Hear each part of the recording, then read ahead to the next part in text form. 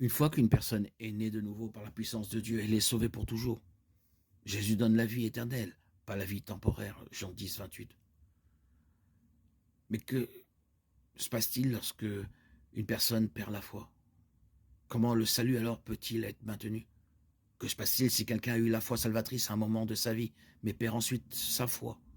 Les bonnes œuvres sont-elles nécessaires pour maintenir la foi? Sommes-nous vraiment en sécurité en Christ? Notre péché a été placé sur Christ et sa justice a été placée sur nous. Le résultat de la nouvelle naissance, de la présence de l'Esprit de Dieu, est qu'il commence à nous changer de l'intérieur. Notre changement intérieur devient visible extérieurement par une foi continue et une obéissance croissante. Si nous professons la foi en Christ, mais n'offrons aucune preuve d'une vie changée, nous avons de bonnes raisons de soupçonner que notre profession initiale n'était peut-être pas authentique. Matthieu 7, 21.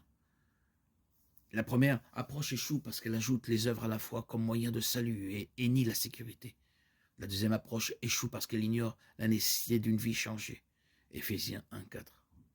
La troisième approche échoue parce qu'elle nous confie le devoir de préserver le salut au lieu de le confier à Christ, à qui il appartient. Galates 1, 1, 3.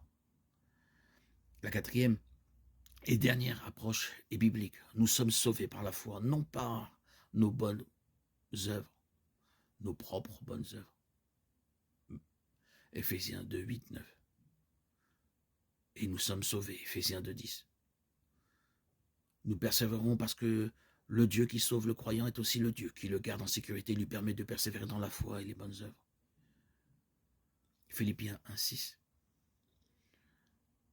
Il existe 4 approches de base aux questions entourant la foi, les œuvres et la sécurité. La première approche consiste à dire que vous devez avoir la foi et une obéissance continue pour être sauvé. Vous ne saurez pas avec certitude que vous êtes sauvé jusqu'à ce que vous mouriez et que votre vie soit finalement évaluée par Dieu. Ensuite, vous serez sauvé ou perdu en fonction de votre performance dans la vie. C'est l'enseignement de base de l'Église, ainsi que la pensée de nombreux protestants. Cependant, cette approche n'explique pas adéquatement l'enseignement des Écritures sur lequel nous sommes sauvés par la grâce au moyen de la foi, et que le salut est quelque chose qui a lieu ici et maintenant, pas seulement dans l'au-delà.